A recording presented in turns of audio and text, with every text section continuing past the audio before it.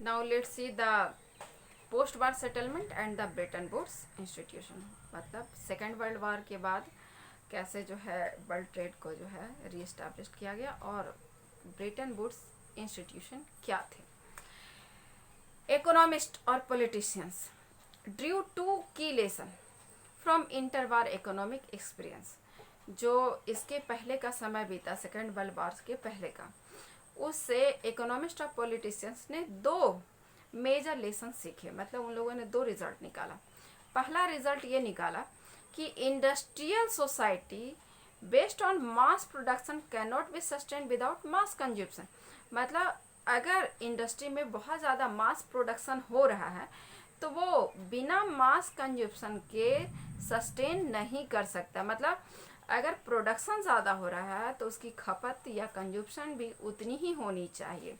अगर कंज्यूम्शन नहीं होगा तो मास प्रोडक्शन जो है वो फेल हो जाएगा। बट टू इंश्योर, लेकिन मास कंज्यूप्शन वो कैसे इंश्योर हो, तो इसके लिए जो है लोगों का इनकम हाई होना चाहिए और स्टेबल होना चाहिए। अगर इनकम जो है कॉमन पीपल का स्टेबल और हाई होगा तभी मास कंज्यूम्शन जो है वो इंश्योर किया जा सकता है। और इनकम को स्टेबल करने के लिए जो है इनकम को स्टेबल करने के लिए एम्प्लॉयमेंट को स्टेबल करना होगा। मतलब अगर जॉब परमानेंट है तभी इनकम स्टेबल रह सकता है। दस stable income also required steadily full employment. It means ये था कि अगर हम चाहते हैं कि मास प्रोडक्शन जो है वो कंटिन्यू रहे तो इसके लिए जो है फुल एम्प्लॉयमेंट होना चाहिए और स्टेबल इनकम होना चाहिए। दिस वाज द फर्स्ट की lesson from the interwar economic experience. Now, markets alone could not guarantee full employment। लेकिन हम लोग जानते हैं कि जहाँ कंपटीशन होता है वहाँ पर कभी भी फुल एम्प्लॉयमेंट की गारंटी नहीं दी जा सकती है। तो कौन ये गारंटी दे सकता है? तो government would have to step in to minimise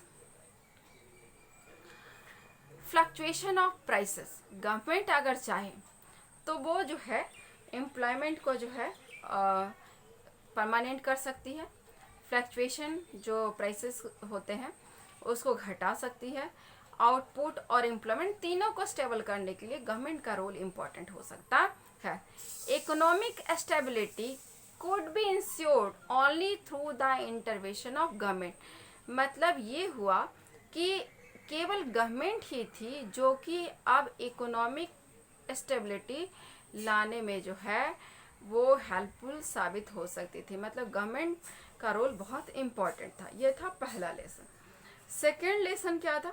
तो सेकेंड लेसन था related to a country economics link with the outside world. It means कि किसी भी कंट्री का जो इकोनॉमिक कंडीशन है वो आउटसाइड वर्ल्ड से कैसे रिलेटेड है।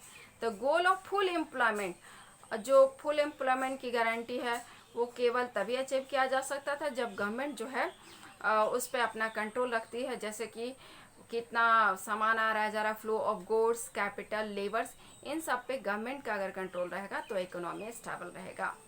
Now this in brief the main of M of, so इन दोनों लेसन को सीखते हुए अब मेन जो एम बनाया गया वो ये बनाया गया कि post war international economic system was to preserve economic stability and full employment in industrial world. कहना ये था कि जो इकोनॉमिक सिस्टम बने उसमें जो है ना इकोनॉमिक स्टेबिलिटी और फुल एम्प्लॉयमेंट की गारंटी दी जानी चाहिए। It's framework was agreed upon the, और इसी को लाने के लिए जो है United nation monetary and financial conference held किया गया जुलाई 1944। कहाँ पर हेल्ड किया गया? ब्रेटन वुड्स इन न्यू हेमस्फेयर यूएसए में। मतलब यूएसए के न्यू हेमस्फेयर में एक जगह था जिसका नाम था ब्रेटन वुड्स। वहाँ पर जो है एक मीटिंग ऑर्गेनाइज किया गया जुलाई 1944 में। कैन सी दिस, ऑर्गेनाइज किया गया। ब्रेटन वुड्स कॉन्फ्रेंस में ये डिसाइड हुआ कि एक इंटरनेशनल मॉनेटरी फंड बनेगा, IMF इसका शॉर्ट फॉर्म हो, to deal with external surplus and deficit of its member nation. जो भी इसके मेंबर रहेंगे उसका एक्सटर्नल सरप्लस मतलब उनका ट्रेड रिलेशन को जो है वो कंट्रोल करने के लिए IMF को बनाया गया। International bank for reconstruction and development, जिसका पॉपुलरली नेम है वर्ल्ड बैंक, इसको भी इसी मीटिंग में सेटअप किया गया to finance post war reconstruction.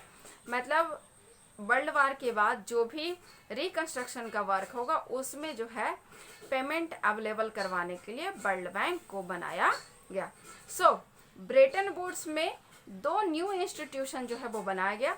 पहले का नाम था IMF इंटरनेशनल मॉनेटरी फंड और दूसरे का नाम था international bank for reconstruction and development, popularly known as the world bank. IMF and world bank are refer to as the Bretton Woods institution. इन्हीं दोनों को ब्रेटन वुड्स इंस्टीट्यूशन के नाम से जाना जाता है। And sometime they also known as the Bretton Woods twins. इनको जो है ब्रेटन वुड्स ट्विंस के नाम से भी जाना जाता है। The post war international economic system is also often described. और चूंकि इन दोनों का role means Bretton Woods institution का रोल जो है पोस्ट वार इंटरनेशनल इकोनॉमी में बहुत ज़्यादा था, इसलिए इस पूरे सिस्टम को ब्रेटन वुड्स सिस्टम के नाम से जाना जाता है। मतलब पोस्ट वार इंटरनेशनल इकोनॉमी को ही जाना जाता है ब्रेटन वुड्स सिस्टम के नाम से। IMF और world bank commenced financial operation in 1947। ये दोनों जो है IMF और वर्ल्ड बैंक, ये लोग जो है 1947 से ही है जो फाइनेंशियल ऑपरेशन को वर्ल्ड में जो है रेगुलेट करते आए हैं। Decision making in this institution is control by the western industrial power. IMF और वर्ल्ड बैंक इन दोनों में जो डिसीजन मेकिंग का काम करते थे वो शुरू से वेस्टर्न इंडस्ट्रियल पावर करते रहे हैं। इसमें अमेरिका US का जो है बहुत बड़ा रोल था। राइट उसके पास जो है राइट ऑफ वीटो भी है IMF में और वर्ल्ड बैंक दोनों में। अगर US जो है वो ना चाहे कि किसी डिसीजन को पास करे तो वो इनको जो है उसको रोक भी सकता है। मतलब he has the veto power. Now international monetary system is the system linking nation currency. और इसमें क्या चेंज किया गया ट्रेड में, तो इसमें जो है नेशनल करेंसी और मॉनेटरी सिस्टम को जो है रेगुलेट करने की कोशिश की गई। Bretton Woods system was best. ये ब्रेटन वुड्स सिस्टम जो है फिक्स्ड एक्सचेंज रेट पे डिपेंड करता था। क्या होता था फिक्स एक्सचेंज रेट? तो फिक्स एक्सचेंज रेट में क्या होता है कि किसी भी नेशन का जो करेंसी होता है वो फिक्स प्राइस पर जो है डॉलर के साथ एक्सचेंज होता था। मतलब वो प्राइस घटता या बढ़ता नहीं था। मान लो कि अगर 10 रुपीज़ में $1 मिल रहा है तो वो पक्का हमेशा 10 रुपीज़ में ही $1 मिलेगा।